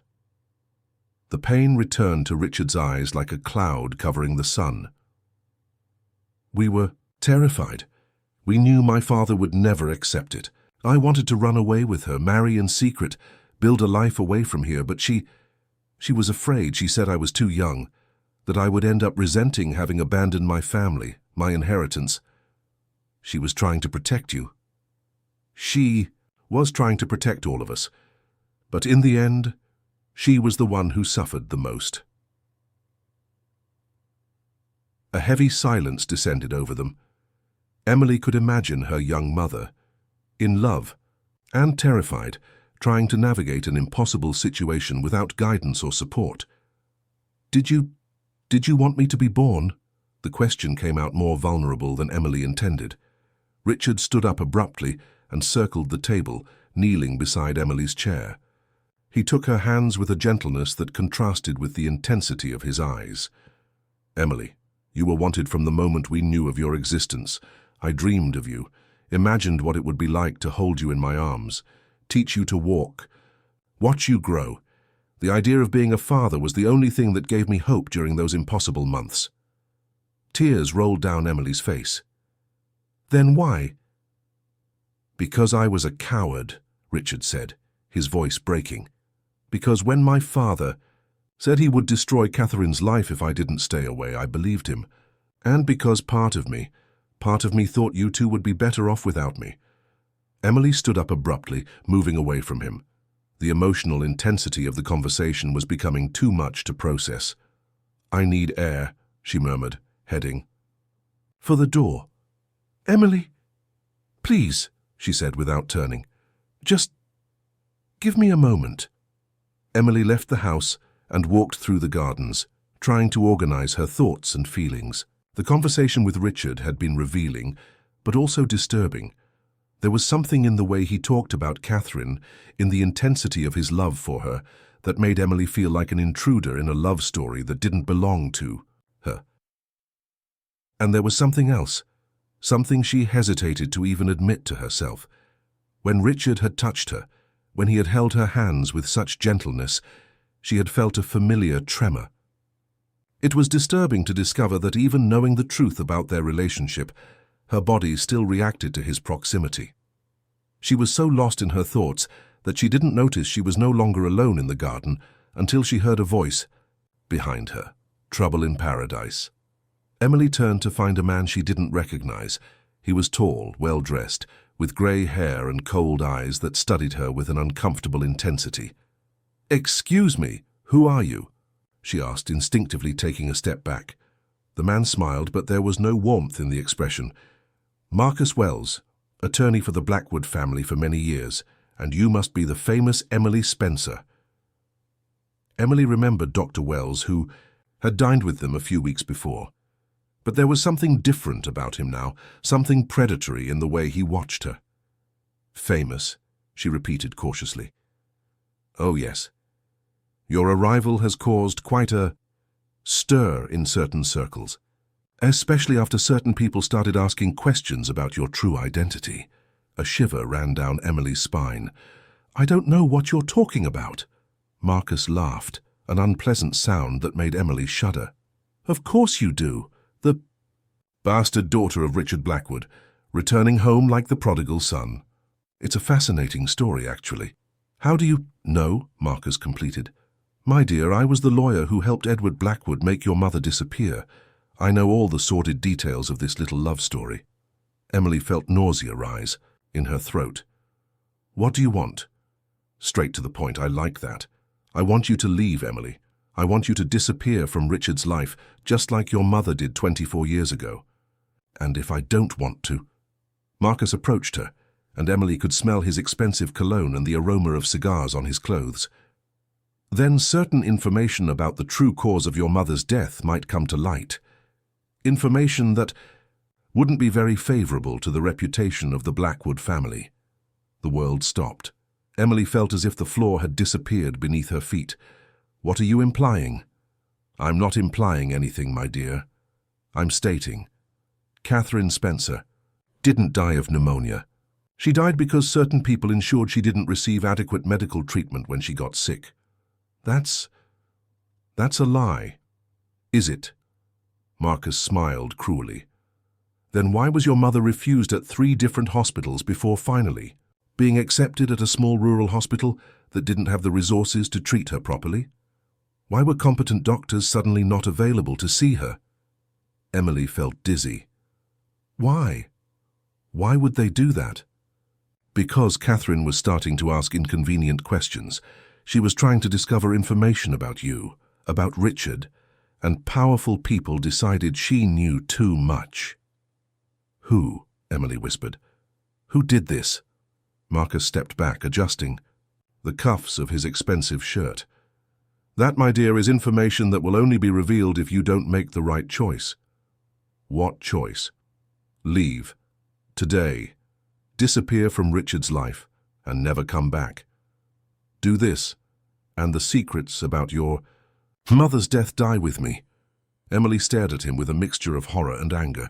"And if I tell Richard about this conversation?" "You can tell him, but he won't be able to prove anything. And meanwhile, the reputation of the Blackwood family will be destroyed by the scandals I can cause. Richard lost his parents, lost the love of his life, lost 24 years with you. Are you sure you want him to lose everything else he has left?" With those words, Marcus walked away, leaving Emily alone in the garden with thoughts that spun like a hurricane in her mind. She remained motionless for a long time, trying to process what she had just heard. If Marcus was telling the truth, her mother hadn't died from natural causes. She had been murdered, slowly, cruelly, through the denial of medical care. But who would do something so monstrous, and why? Emily returned to the house in a state of shock. She needed to talk to Richard, tell him about Marcus's threat. But when she reached his office, she found the door closed and loud voices coming from inside. "Can't allow this to continue. It was the voice of a woman Emily didn't recognize. "Bethany, please, try to understand." Richard's voice sounded tired, frustrated. "Understand what? That you brought the bastard daughter into the house as if she were legitimate family? That you're risking everything we've built because of a mistake from the past?" Emily felt as if she had been punched in the stomach. She moved closer to the door, unable to resist the need to hear more. "Emily is not a mistake," Richard said, his voice now laden with anger. "She is my daughter. A daughter you never knew, who was raised far from here, who has nothing to do with our world." The woman, Bethany, replied, "Richard, you have responsibilities. You have an engagement to honor." Emily felt the world spin around her. Engagement? Richard was engaged. "The engagement was a convenience arranged by our parents," Richard said. "You know that. And now it's a necessity. With Emily here asking questions, digging up the past, our stability is threatened. You need to choose, Richard. Your bastard daughter or your future." Emily couldn't hear any more. She moved away from the door silently and ran to her room, her heart beating so hard she could barely breathe. Everything was crumbling around her. Marcus was blackmailing her with secrets about her mother's death. Richard was engaged to a woman who obviously saw her as a threat. And she was caught in the middle of all this, not knowing who to trust or what decisions to make. Emily threw herself on the bed, hugging the pillow as she tried to control the tears that threatened to come. Part of her wanted to do exactly what Marcus had suggested: simply disappear, go back to the countryside and try to forget everything she had discovered. But another part, the part that had inherited Catherine Spencer's strength, refused to run away. Her mother had been silenced, possibly murdered by people who wanted to protect their secrets. Emily wouldn't allow that to happen again. A soft knock on the door interrupted her thoughts. "Emily." It was Richard's voice. "May I come in?" Emily sat up on the bed, quickly drying her tears. "Come in." Richard opened the door and entered, and Emily could immediately see that he was disturbed. His hair was disheveled, as if he had repeatedly run his hands through it, and there was tension in every line of his body. "I heard you spoke with Marcus in the garden," he said, closing the door behind him. "How did you know?" "Maria saw him, talking to you. She was worried and told me." Richard approached cautiously. "What did he say?" Emily hesitated. Should she tell him about Marcus's threats, about the terrible allegations about her mother's death? And what about the engagement she had just discovered? "He knows about me," she finally said, "about who I really am." Richard's expression hardened. "What else?" "He wants me to leave. He said my presence here is causing problems." Richard approached and sat in the chair next to the bed, his eyes fixed on hers. "Emily, look at me. Marcus Wells is a dangerous man. He worked for my father for decades and learned to use information as weapons. If he threatened you—" "He didn't exactly threaten me," Emily lied, unable to reveal the complete truth about her mother. "Not yet. But he made it clear that he would prefer if I wasn't here." "And what do you want to do?" The question caught Emily off guard. She expected Richard to try to convince her to stay, to argue about why she should ignore Marcus. Instead, he was leaving the choice completely up to her. "I don't know," she admitted. "All of this is very complicated. Your fiancé obviously doesn't want me here." "You heard," Richard said, not as a question but as a statement. "I heard part of the conversation, yes." Richard sighed deeply, running a hand through his hair. "Bethany and our relationship is complicated. Our parents arranged an engagement when we were children. It's more a merger of businesses than a loving relationship." "But you're going to get married?" "I don't know," Richard answered honestly. "Before you arrived, it seemed like the right thing to do. It was expected, convenient. But now, I have a daughter. I have a second chance to do things right, and that changes everything." Emily felt something move in her chest. Hope, perhaps, or relief. "Even if it costs you your marriage, your business, your social position?" Richard leaned forward, taking her hands gently. "Emily, I lost 24 years of your life because of fear and cowardice. I don't intend to lose even one more day." For the first time since the conversation with Marcus, Emily allowed herself to feel a bit of hope. But there were still so many questions, so many secrets, so many dangers lurking. What if Marcus tries to cause problems? What if he knows things that could hurt us? Richard squeezed her hands more firmly. "Then we'll face it together. No matter what secrets he thinks he has, no matter what threats he makes, you are my daughter and I won't let anyone hurt you." Emily wanted to believe him, wanted to lean on the strength she saw in his eyes. But Marcus's words still echoed in her mind. Catherine Spencer didn't die of pneumonia. If that was true, if her mother had really been murdered by people who wanted to protect the Blackwood family's secrets, then Emily was in much more danger than Richard imagined. And she was beginning to suspect that the secrets Marcus kept were just the tip of a much larger and more dangerous iceberg. "Father," she said, using the word for the first time since she had discovered the truth. She saw the impact the word had in Richard's eyes, as if it were an unexpected gift. "Yes? I need you to promise me something. Anything. If I decide to investigate more about the past, about what really happened to my mother, will you support me, even if it means discovering truths that we would prefer not to know?" Richard hesitated for only a moment before nodding. "I promise, but Emily, also promise me something." "What?" "Promise that you won't do anything dangerous alone. If we're going to discover the truth about the past, we'll do it together." Emily nodded, but in her heart, she knew she had already decided what to do. Marcus Wells had made a mistake in threatening her. Instead of frightening her, he had given her an even stronger reason to stay and fight. Her mother had been silenced, possibly murdered by people who wanted to keep their secrets buried. But Emily would not be silenced. She would discover the truth no matter what price she had to pay. And if Marcus Wells thought he could intimidate her as he had intimidated her mother, he was about to discover that Emily Spencer had inherited more than just Catherine's eyes. She had inherited her strength, her determination, and her refusal to be a victim of the powerful people who thought they could control the lives of others. The war had begun, and Emily was ready to fight. Days following were tense, laden with an ominous expectation that hung over the mansion like a gathering storm. Emily had made her decision. She would investigate the truth about her mother's death, no matter what consequences it brought. But she needed to be smart, cautious. Marcus Wells had made it clear that he was willing to go far to protect the secrets he kept. It was Maria who inadvertently gave Emily the first real clue about where to look. The morning after the conversation with Richard, while helping in the kitchen, Emily casually mentioned that she had met Dr. Wells. Maria's reaction was immediate and revealing. Her hands froze over the bread dough she was kneading, and her expression became cautious, almost frightened. "You spoke with Marcus Wells?" Maria asked, her voice low and urgent. "I met him in the garden yesterday. Why? Is there a problem?"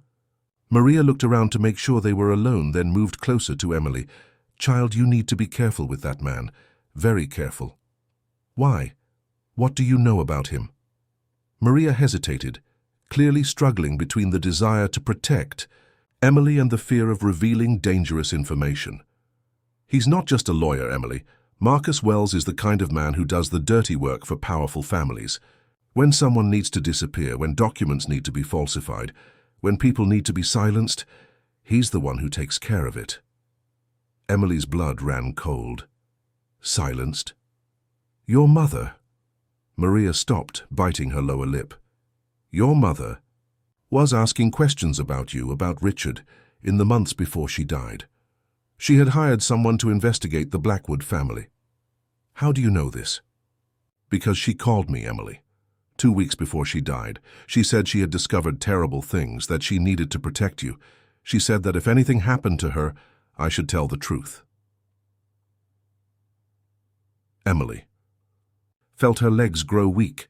She leaned on the kitchen counter, trying to process what Maria was revealing. What truth? Maria looked around again, then went to a drawer hidden behind the stove. From inside, she removed an envelope, yellowed by time. "Your Mother sent me this. She asked me to keep it and only give it to you if you ever came looking for answers.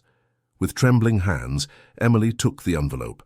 Her name was written in her mother's familiar handwriting, but there was an urgency in the letters that she had never seen before. Can I read it now? Read it, child, but be careful what you do with this information. Your mother died protecting you. Don't let her death be in vain.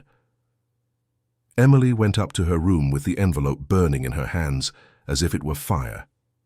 When she finally opened it, she found several handwritten pages, photocopied documents, and some photographs that made her gasp.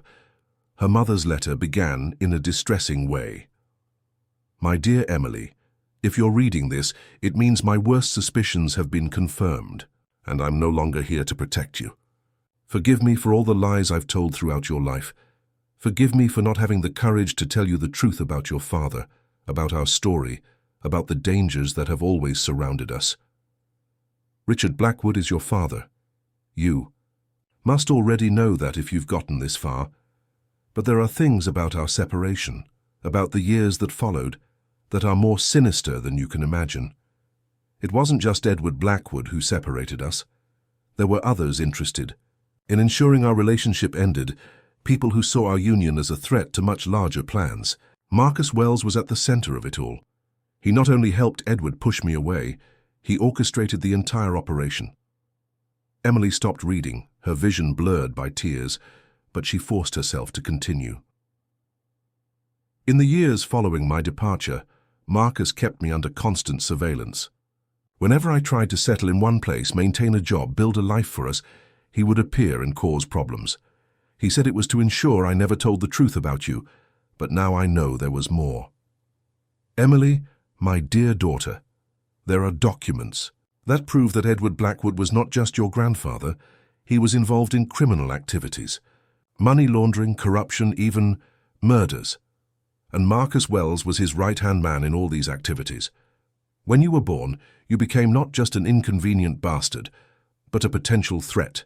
If you ever discovered the truth about your paternity and decided to claim your rights as an heir, you could discover secrets that would destroy not only the Blackwood family, but dozens of other powerful families connected to Edward's crimes. That's why they kept me away. That's why they watched me. And that's why now that I'm asking questions, my life is in danger. Emily had to stop reading to breathe. Her hands were trembling so much she could barely hold the paper. But there was more. I hired a private investigator, a man named John Rivers. He discovered documents that prove everything, the crimes, the dirty money, the murders. But 3 days after delivering the evidence to me, he was found dead in an apparent car accident. Emily, if you're reading this, it's because they managed to silence me too, but the evidence still exists. John hid copies of the documents before he died. Look for his daughter, Marina Rivers. She lives in Monterey, works as a journalist. She has the evidence that can expose the whole truth. My dear daughter, I know I'm asking a lot. I know it would be safer for you to simply forget all this and live your life away from these dangerous people. But if you decide to seek justice, if you decide that my death and John's death cannot go unpunished, then look for Marina. She'll know what to do. I love you more than words can express. Forgive me for not being brave enough to fight when you were little, but you have a strength that I never had. You can achieve what I couldn't. Be careful, my daughter. Trust few, and always remember that you are loved. Your mother, Catherine. Emily let the letter fall to the floor, sobbing. Her mother had been murdered. There was no doubt about that. And now Emily knew the names of those responsible, the reasons behind the crime, and most importantly, she knew where to find the evidence that could expose the whole truth. She picked up the documents attached to the letter. They were copies of bank reports, photographs of Edward Blackwood with men she didn't recognize, and a list of names that included politicians, judges, and businessmen. At the end of the list, highlighted in red, was the name Marcus Wells, executor. Emily stood up, wiping away her tears and making a decision. She would go to Monterey to look for Marina Rivers.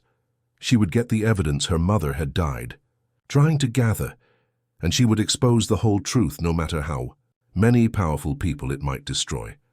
But first, she needed to leave the mansion without raising suspicions, and that meant she couldn't tell Richard about her plans. At least, not yet.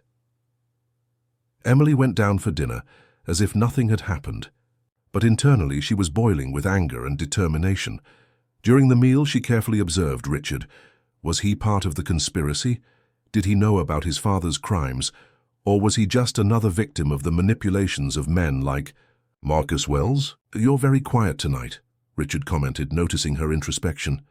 "Everything okay?" "Just tired," Emily lied. "It's been a lot to process. All of this." Richard nodded understandingly. "I know it hasn't been easy, but I want you to know that I'm here for whatever you need."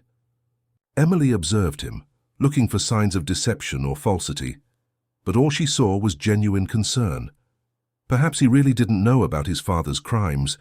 Perhaps he was as much a victim as she was. After dinner, Emily excused herself and went up to her room claiming a headache. But instead of lying down, she began to plan her escape to Monterey. She would need to leave early before anyone noticed her absence. At 2 in the morning, Emily silently descended the stairs, carrying only a small bag with essentials. She had left a note for Richard, explaining that she needed time to think. Hand would return in a few days. It wasn't the whole truth, but it was what she could give for now. She was almost at the front door when a voice stopped her. "Leaving for a night trip, dear." Emily turned, her heart stopping. Marcus Wells emerged from the shadows of the living room, as if he had been waiting for her. "How did you get in here?" Emily asked, trying to keep her voice steady. "I've had keys to this house for decades." "Emily, Edward gave me full access when I started working for him." Marcus approached slowly. "The question is, where do you think you're going in the middle of the night?" Emily raised her chin defiantly. "That's none of your business." "Oh, but it is, especially if you're planning to do something stupid like looking for certain people in Monterey." Emily's blood ran cold. How did he know? Marcus smiled when he saw her expression. "Did you really think your mother was the only person I kept under surveillance? Since the day you were born, Emily, I've known exactly where you are and what you're doing." "You're a monster," Emily whispered. "I'm a practical man," Marcus corrected, "and a practical man knows when it's time to cut his losses." He came closer, and Emily saw something in his hand that made her stomach turn. A syringe. "What is that?" "Something to help you sleep. Permanently."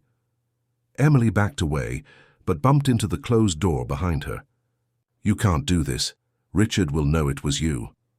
Richard will think his disturbed daughter committed suicide. It wouldn't be surprising, considering the trauma of discovering the truth about her paternity, the stress of adapting to a new environment, the guilt of feeling attracted to her own father." "I never," Emily began, but Marcus interrupted her. "Oh, but you did, didn't you? I saw the way you looked at each other before discovering the truth. The sexual tension was almost palpable.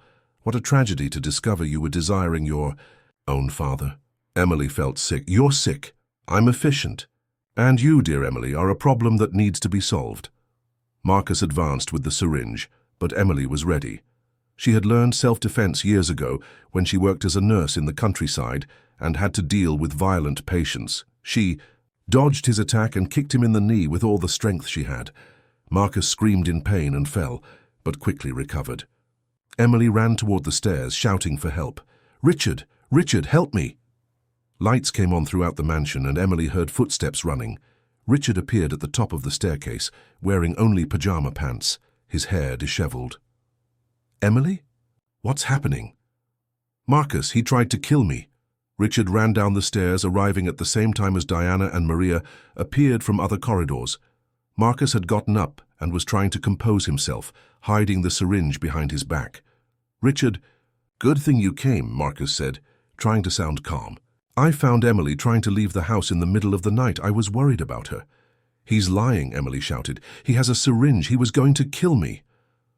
Richard looked between Emily and Marcus, his expression hardening. "Marcus, what are you doing in my house at 2 in the morning?" "I was worried about Emily. She seems to be having a nervous breakdown."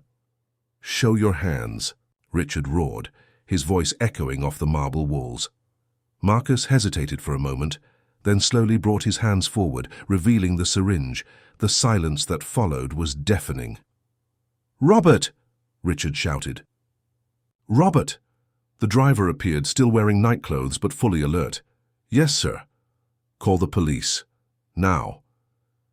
"Richard, you don't understand," Marcus said, his composure finally broken. "She's a threat. She's going to destroy everything. Your family, your reputation, your business." "Get out of my house," Richard said, his voice low and dangerous. "Now." "You don't know what you're doing," Marcus insisted. "There are things about your father, about your family, that you don't understand. If Emily keeps asking questions—" "Leave!" Marcus looked around, realizing he had lost. He threw the syringe on the floor where it broke, spilling its contents on the marble. "You'll regret this, Richard. When the whole truth comes out, when the scandals begin, remember that I tried to protect you." With those words, Marcus left through the front door, disappearing into the night. Richard immediately turned to Emily, his hands gently touching her face, looking for injuries. "Are you okay? Did he hurt you?" "I'm fine," Emily said, but her legs were trembling so much she could barely stand. Richard took her in his arms, carrying her to the living room and carefully placing her on the sofa. Maria ran to get tea while Diana knelt beside Emily, checking if she was injured. "Emily," Richard said, his voice laden with guilt and horror, "forgive me. I never imagined Marcus was capable of something like this." Emily looked at him, seeing the pain and regret in his eyes. This was the moment. She needed to tell him about her mother's letter, about the evidence, about everything. "Richard," she said, her voice still trembling, "there are things you need to know about Marcus, about your father, about my mother." "What do you mean?" Emily took a deep breath. "My mother didn't die of pneumonia. She was murdered, and I have the evidence to prove it." Richard's expression completely changed. "Evidence?" "My mother had hired a private investigator. She discovered terrible things about your family, about the crimes your father committed. And when she started asking questions, Marcus silenced her. Emily told everything, about the letter, about the documents, about the dead investigator, about Marina Rivers in Monterey. As she spoke, she saw horror and understanding grow in Richard's eyes. "My God," he whispered when she finished. "My own father. You didn't know?" Richard violently shook his head. "I had no idea. I always thought he was strict, controlling, but never imagined he was capable of murder." Diana, who had listened to everything in silence, finally spoke. "Richard, if this is true, if our father really did these things, then our entire family is built on blood. We have to discover the whole truth," Richard said, his voice firm despite the pain. "Emily, you said there's evidence in Monterey?" "With Marina Rivers, daughter of the investigator my mother had hired." "Then we're going to Monterey now." "Now?" Emily asked, surprised. "Marcus knows you have information. He won't give up. If there's evidence that can expose the truth about my father's crimes, we need to find it before he does it first." Emily nodded, feeling a new determination grow in her chest. Finally, she wasn't alone in this fight. Finally, she had someone willing to fight alongside her for the truth. "But what about the police?" Diana asked. "Robert called them." "We'll say it was a misunderstanding," Richard said. "We can't involve the police until we have all the evidence. If Marcus has connections, if he managed to silence people for decades, then we can't trust the system." Maria returned with the tea, her hands trembling slightly. "Child, are you sure you want to do this? These people are dangerous." Emily took the teacup, feeling its comforting warmth between her hands. "My mother died trying to protect the truth. The investigator she hired died trying to expose the crimes. I won't let their deaths be in vain." Richard stood up, his expression determined. "Robert can take us to Monterey. We'll leave in an hour." "I'm going with you," Diana said suddenly. "Diana, no," Richard protested. "It's too dangerous. If our family is built on crimes, then I need to know the truth too. Besides, you're going to need all the help you can get." Emily looked at Richard and Diana, feeling a deep gratitude for no longer being alone in this fight. But she also knew that what they were about to discover would change their lives forever. 2 hours later, they were on the road to Monterey, the city still asleep in the mountains around San Francisco. Emily held her mother's letter like a talisman, while Richard drove through the night, his eyes fixed on the road ahead. "Emily," he said softly, without taking his eyes off the road, "regardless of what we discover, I want you to know that I don't regret having you in my life, even if it means discovering terrible truths about my father, about my family." "Neither do I," Emily responded. "My mother said I had a strength she never had. I think that strength comes from you, too." Diana, in the back seat, placed a hand on Emily's shoulder. "We'll discover the truth together, and we'll ensure that justice is done." As they drove through the early morning toward Monterey, none of them knew that Marcus Wells had already called Marina Rivers, using a disguised voice to warn her that dangerous people were coming after her. The race for the truth had begun, and only one side could win. The question was, would they arrive in time to find the evidence that could expose decades of crimes and corruption, or would Marcus once again manage to silence the people who threatened to reveal the darkest secrets of the Blackwood family? The answer was waiting for them in the mountains of Monterey, where a young journalist kept secrets that could change everything, if she was still alive to tell them. The road wound through the mountains toward Monterey as the sun began to rise, painting the sky in golden hues that contrasted with the palpable tension inside the car. Emily held her mother's letter firmly, while Richard drove with iron determination, his jaw clenched in concentration and pain from the previous night's revelations. "Marina Rivers' house is on Cypress Street, number 247, Emily said, consulting the notes she had made. "According to the information my mother left, she works as an investigative journalist for a local newspaper." Diana, in the back seat, had been unusually silent since they had left San Francisco. Finally, she broke the silence with a voice laden with emotion. "Richard, if all this is true, if our father really did all these terrible things, how will we be able to live with it? How will we deal with the fact that our entire family was built on blood and suffering?" Richard slowed down as he entered the historic town, his eyes scanning the old streets while looking for the correct address. "I don't know, Diana. But I know we can't continue living a lie. If our father committed crimes, if he destroyed lives, then we have the responsibility to do whatever is necessary for justice to be done." "Even if it means destroying everything we have?" Diana asked. "Especially if it means destroying everything we have," Emily responded, turning to face her. My mother died trying to expose these truths. I can't live knowing her killers are free, continuing to hurt other people." They found Cypress Street without difficulty, but when they reached number 247, they encountered a scene that made Emily's blood freeze. The front door was ajar, swinging gently in the morning breeze, and there were obvious signs of a struggle: broken flower pots on the porch, a cracked window. "No," Emily whispered, jumping out of the car before Richard had even completely stopped it. "No, no, no." Richard and Diana followed her running. The house was in complete chaos, overturned furniture, papers scattered across the floor, drawers open and empty. But there was no sign of Marina Rivers. "We're too late," Diana said, her voice breaking. Emily knelt in the middle of the destroyed room, feeling a wave of despair threaten to consume her. Another person had been silenced. More evidence had disappeared. Marcus Wells had won again. "Emily," Richard said gently, kneeling beside her, "don't give up yet. Maybe she managed to escape. Maybe—" "Are you the Blackwoods?" They all turned at the sound of the voice coming from the door. A young woman, about 30 years old, was standing on the threshold, her dark hair disheveled and clothes wrinkled, as if she had slept somewhere uncomfortable. "Marina?" Emily asked, getting up quickly. "Yes, and you arrived just in time." 10 more minutes, and I would have been gone forever. Marina entered the destroyed house, looking around with an expression that mixed anger and sadness. "They came at dawn. 3 men. They destroyed everything, searching for the documents my father had hidden. Lucky I wasn't here." "Where were you?" Richard asked. "At a friend's house. I received an anonymous call at 2 in the morning, someone warning me that dangerous People were coming to find me. I thought it was you, she said, looking at Emily. I thought you were part of the conspiracy. We're not, Emily said urgently. I'm Emily Spencer, Catherine's daughter. Do you have the evidence my father hid?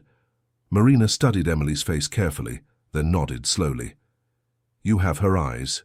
Your mother was a brave woman. She was, Emily corrected, her voice laden with pain. They killed her. I know, and they almost killed me too.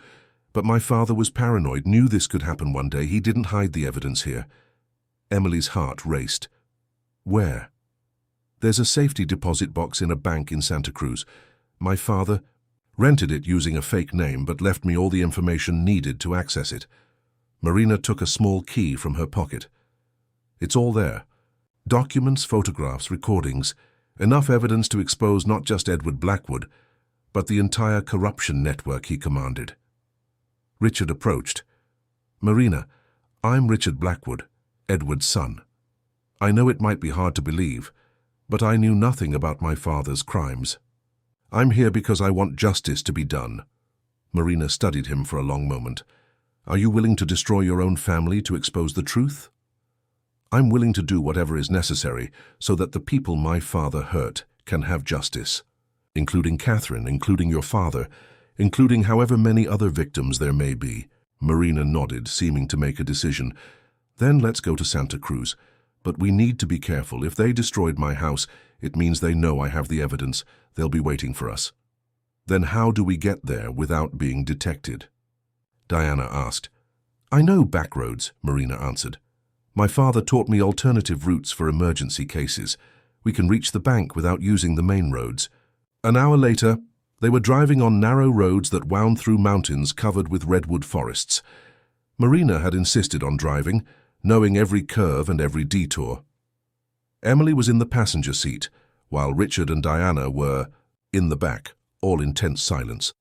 Marina, Emily finally said, did you know my mother personally? I did. She came looking for me a few months before she died. She was desperate to find evidence that could protect you. She said she had received threats, that dangerous people were asking questions about you. What kind of questions? They wanted to know where you lived, where you worked, if you had any knowledge about your real paternity. Your mother realized you were in danger and decided to act. Richard leaned forward. Why would Emily be in danger? She didn't know anything at the time. Because you forgot an important detail, Marina responded, her eyes fixed on the road ahead. Emily isn't just Richard Blackwood's daughter. As the primary heir's daughter, she has legal rights to the family inheritance, and if she ever decided to claim those rights, she would discover the crimes, Diana completed, understanding. Exactly. The Blackwood fortune isn't just clean money from legitimate business. It's dirty money, obtained through decades of crimes. If Emily had access to the family's financial record, she could expose everything, Richard finished. That's why they kept your mother under surveillance. That's why they silenced her when she started asking questions. And that's why they tried to kill Emily last night. The bank in Santa Cruz was small and discreet, located on a side street away from the main movement of the town. Marina led them directly to the basement, where the safety deposit boxes were located. Number 247, she said, using the key to open a medium-sized box. Same as my house number. My father had a peculiar sense of humor. Inside the box were dozens of envelopes, several thick folders, photographs, and even some CDs. My God, Diana whispered, seeing the amount of material. How long did your father spend investigating our family? 3 years, Marina answered. From when Catherine hired him until the day he was murdered. He documented everything. Illegal payments, bribes, threats, even murders. Emily picked up one of the folders and opened it. The first pages contained photographs of her grandfather, Edward, in meetings with men she didn't recognize, but Marina quickly identified them. That's Judge Cardoso, who was found dead in an apparent suicide in 1995. Actually, he was murdered because he refused to accept a bribe in an important case. This other one is Representative Silva, who died in a car accident after threatening to expose corruption schemes. Page after page revealed a network of crimes that extended for decades. Edward Blackwood wasn't just a successful businessman, He was the head of a criminal organization that controlled politicians, judges, and businessmen through bribery, blackmail, and murder. How many people did he kill? Emily asked, her voice barely more than a whisper. At least 15 that we managed to document, Marina answered, but there are probably many more. Richard was leafing through another folder, his face growing paler with each page. How did he manage to hide this for so long? Power and money, Marina explained, and because he had Marcus Wells as his executor. Wells was the one who did the dirty work, who silenced people who asked questions, who ensured that evidence disappeared. And now, Diana asked, what do we do with all this? Marina smiled for the first time since they had met. Now we expose everything. I have contacts in the national press, journalists who can't be bought or intimidated. With this evidence, we can ensure that the whole truth comes to light. But first, Emily said, picking up a specific folder marked with her mother's name, I need to know exactly how they killed my mother. Marina hesitated. Emily, maybe it would be better. I need to know.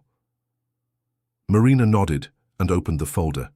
Inside were medical reports, photographs, and a document that made Emily gasp. They didn't just deny her medical treatment, Marina explained gently. They deliberately placed her in a hospital they knew was inadequate, and when she started to recover, they administered medications that worsened her condition. Emily leaned against the wall, feeling dizzy. They tortured her. Yes, and they made it look like a natural death. If my father hadn't gained access to the medical records, Emily couldn't hear anymore. She ran out of the vault, climbing the stairs until she reached the open air, where she knelt on the sidewalk and vomited, her body physically rejecting the horrible truth about her mother's suffering. Richard appeared immediately at her side, placing a gentle hand on her back. Emily, forgive me. Forgive me for being the son of the man who did this to her. Emily raised her eyes, seeing tears rolling down Richard's face. He was carrying a guilt that wasn't his, suffering for crimes he hadn't committed. It's not your fault, she said, her voice hoarse. You didn't know. But I should have known. I should have questioned, should have investigated. You were young, and he was your father. It's not your fault, Emily repeated, standing up and embracing him. But now we can make him pay for what he did. Diana and Marina came out of the bank, carrying all the evidence in 2 large suitcases. I've already called my contacts in the press, Marina announced. They'll meet us in San Francisco in 2 hours. Tomorrow, this story will be on the front page of every newspaper in the country. And Marcus Wells, Emily asked. With this evidence, he'll be arrested by the end of the day. There's no escaping this time. The trip back to San Francisco was tense, but also laden with a hope that Emily hadn't felt for weeks. Finally, her mother would have justice. Finally, the crimes of Edward Blackwood and Marcus Wells would be exposed. But when they arrived at the Blackwood mansion, they found an unpleasant surprise waiting for them. Bethany, Richard's fiancée, was in the living room, accompanied by 2 men in suits whom Emily didn't recognize. Richard, Bethany said, standing up when they entered, we need to talk. Bethany, it's not a good time. It's about the accusations being made against your family, about the evidence that certain people claim to have. Emily felt a shiver run down her spine. How do you know about the evidence? Bethany smiled, but there was no warmth in the expression. My dear Emily, did you really think Marcus worked alone? Did you think an operation as big as this could be managed by just one person? The truth fell on Emily like a bucket of cold water. You're involved in this. I'm involved in protecting the interests of the most powerful families in San Francisco, including the Blackwood family, and you, dear bastard, are a threat to those interests. Richard stepped forward, placing himself between Bethany and Emily. Bethany, if you're involved in my father's crimes. Your father was a visionary. Richard, he understood that sometimes it's necessary to take extreme measures to maintain order, to protect what has been built over generations. He was a murderer, Emily said, her voice laden with anger. He was a practical man. Just like me. Bethany made a signal to the two men, who immediately approached. Emily realized they were armed. "What do you intend to do?" Diana asked, her voice trembling. "What should have been done a long time ago," Bethany responded. "Eliminate all threats to the stability of our organization." "Our organization," Richard repeated. "Did you really think all this was just about the Blackwood family?" "Richard, we're part of something much bigger.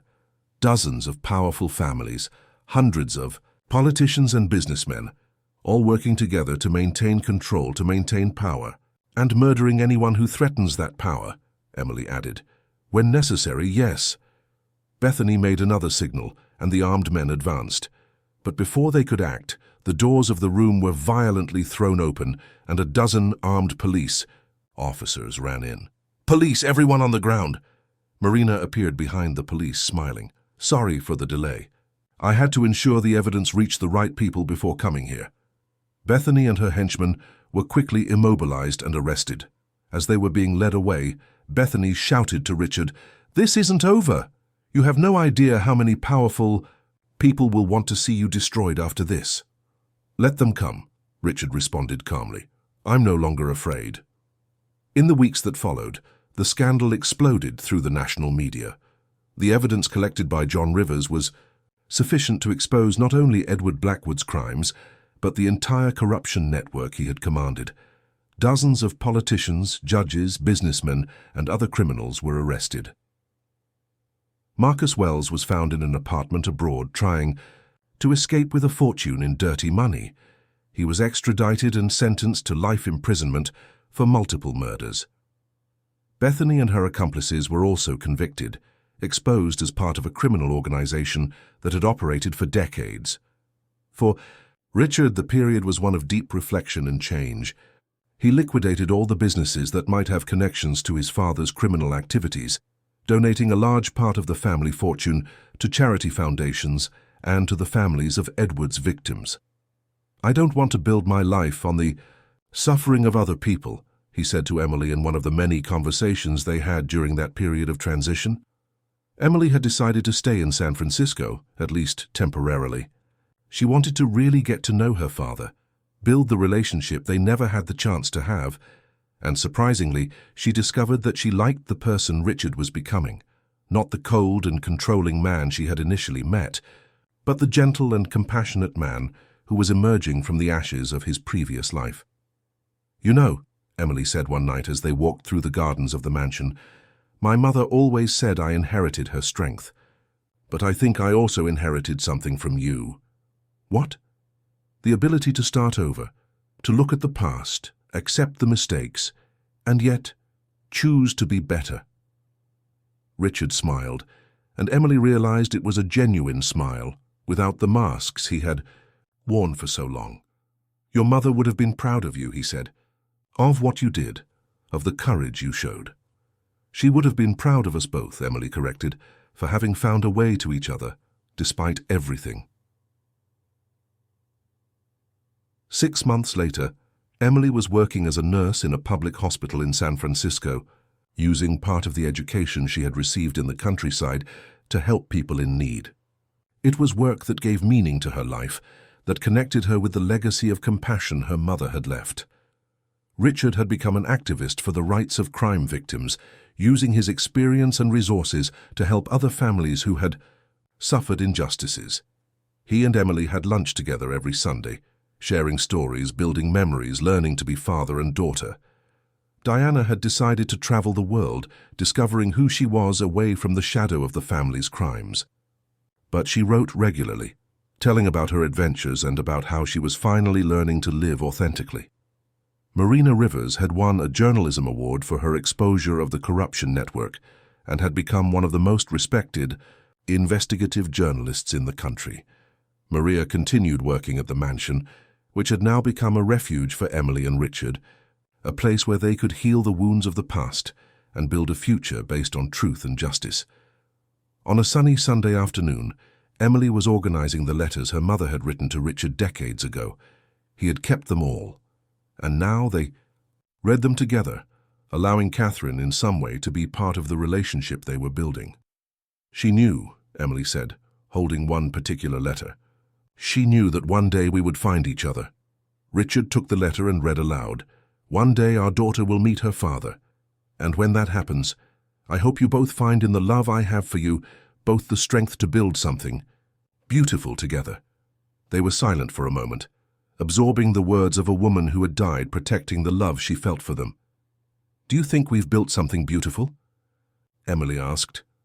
Richard looked around, at the gardens where they walked every afternoon, at the house that was no longer a cold palace but a home full of conversations and laughter, at the daughter who had transformed his life by giving him a purpose he had never imagined possible. I think so, he answered. I think we've finally built something your mother would be proud of. Emily smiled, feeling a peace she hadn't felt since childhood. She had lost her mother, had discovered terrible truths about her family, had faced dangers that almost cost her life. But in the end she had found something precious, a father who loved her, a family that had chosen truth instead of lies, and a future built on justice instead of crimes. The Blackwood mansion no longer kept dark secrets. Instead, it had become a testimony that even the most broken families can be healed when people choose courage instead of fear, truth instead of lies, and love instead of power. And as the sun set over San Francisco, Emily and Richard continued, reading Catherine's letters, allowing the love of an extraordinary woman to guide them toward a future that honored her memory and her courage. The story had ended, not with a romance in the traditional sense, but with something even more powerful, the love between father and daughter, the victory of justice over corruption, and the proof that sometimes the most courageous people are those who choose to fight for truth no matter what the price. Emily Spencer had come to